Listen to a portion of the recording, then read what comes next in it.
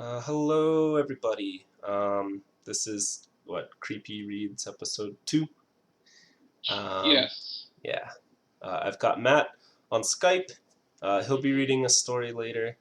Um, Currently, Cheryl's gonna read a story. I'm gonna try to. She's gonna try her best. She reads at like third grade level. Uh-huh.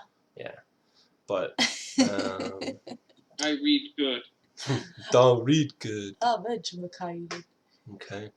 So if there is some audio disquality, it's just because Mateo lives 30 minutes away from me, and we can't always be together. As sad as that makes us. So let me give the ball to Sheryl. And you want this picture here? I don't know, do we? Do you want to introduce your story first? Yeah, it's called The Mirror, or Mirror. Where'd you get it from? Creepy Reads. No, that's us. Creepy Pasta. There you go. Same thing. Creepypasta.com. She'll read the author's name at the end. Uh-huh. Also, as to do with the photos, if they're copywritten, if they're yours and you don't want us to use them, just let me know. I'll take them off. Okay? Yay. So here we go. Oh, sugar puffs. Blech. That's really creepy. Yeah, alright. So That's there you really go. bad.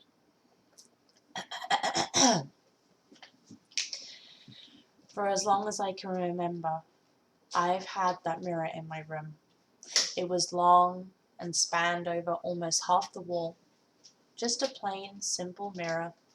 My parents had told me it was there since we had moved in, and thought it was certainly fitting for a girl like me, and thus never thought to take it down. I never thought much of it either. I would fix my hair, do my makeup in front of it every morning, and race out the door, never give it a second thought.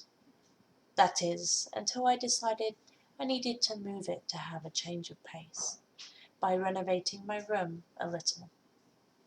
I asked my parents to have the mirror moved.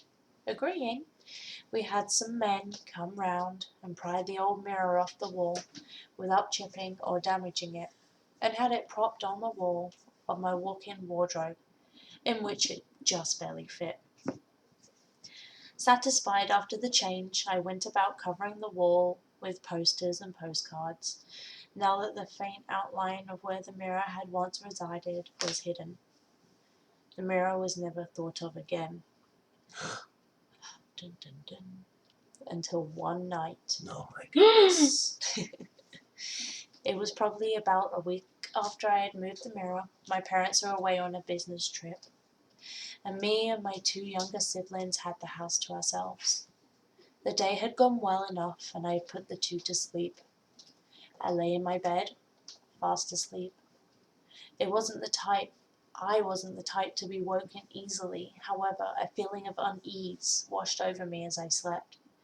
I found myself waking up in the middle of the night, bathed in a cold sweat, breathing raspy breaths into the emptiness of my bedroom. The source of such a state was unknown. I didn't feel as if I had had a nightmare, nor was I feeling sick, but the pit of my stomach churned, as if warning me of something. I pushed the feeling aside, hoping it would go away. It was about 1 o'clock in the morning, and all was deathly quiet. I could hear my own breathing, which I tried to steady, attempting to fall back into my usual slumber. However, in the darkness I heard an ever so quiet tap. A tap, like something knocking on glass. Tap, tap.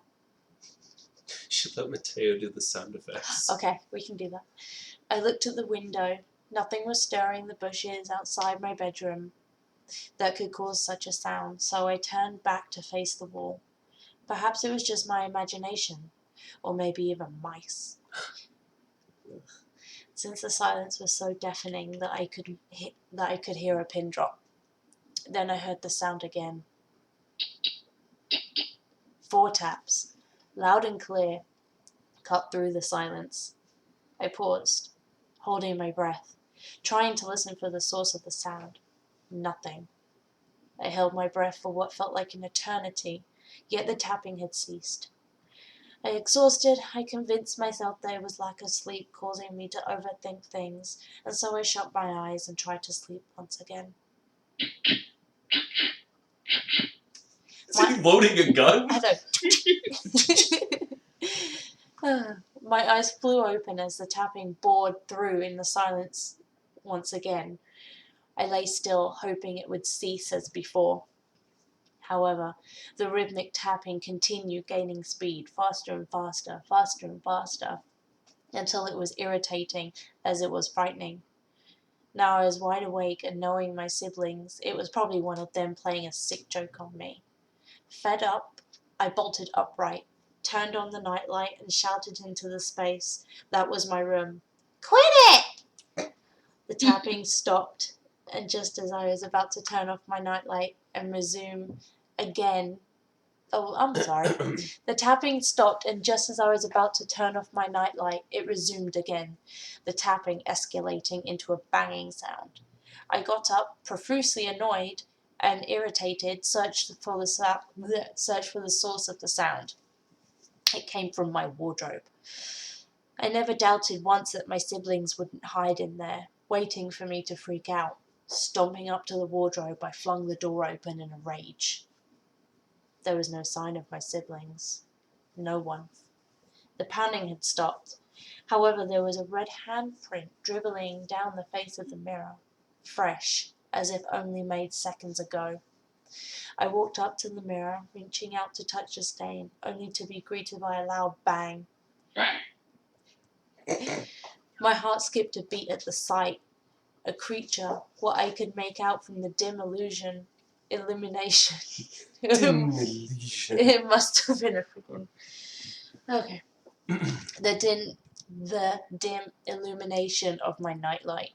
With a decaying hand and gnarled fingers, resumed its banging against the glass in an attempt to break the barrier separating it and myself. Its somewhat human resemblance made it more terrifying. Its jaw was unhinged, its head snapped back in some grotesque angle, his eye sockets dribbling with blood as if tears. Thinly straggled bits of hair wound out of its rotting flesh of a skull. Ew. Yeah, As pretty it, gross. I know. As it stared at me, sending chills down my spine, continuing to beat on the glass with more strength on each impact.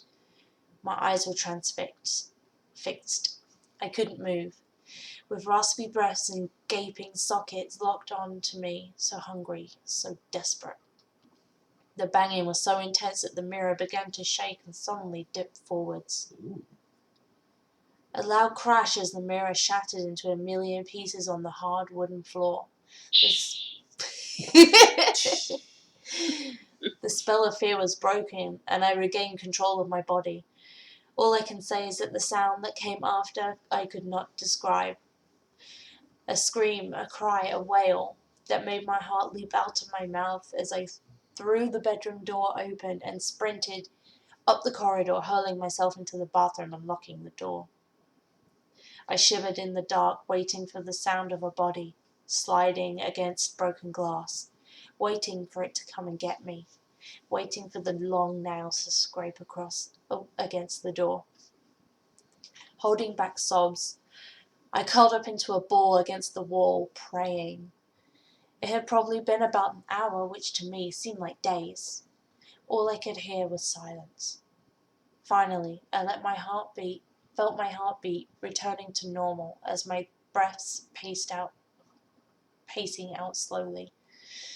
I waited until I felt confident enough to stand and tiptoe past the bath and the sink mirror and to the toilet over to the door. That's a weird sentence. Yeah, tipped It is, over the toilet. Yeah. Yeah. I waited till I felt confident enough to stand and tiptoed past the bath and the sink mirror and the toilet over to the door. I know it sounds a bit odd, doesn't Yeah. I tiptoed over the sink mirror. Yeah, all the way over it.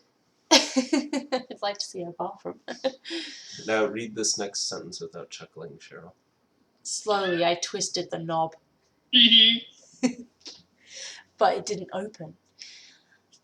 I felt a certain dread fill me as suddenly I remembered that the bathroom door lock was broken. Retreating, I reasoned that it wasn't bad as being with. I knew you were gonna do that. Oh, God. Retreated, I reasoned that it wasn't as bad as being with the smashed mirror or that creature that resided in it. Relieved, I lay on my back on the cool tiles, getting comfortable for the rest of the night, until I heard a sound, not even a meter away from me.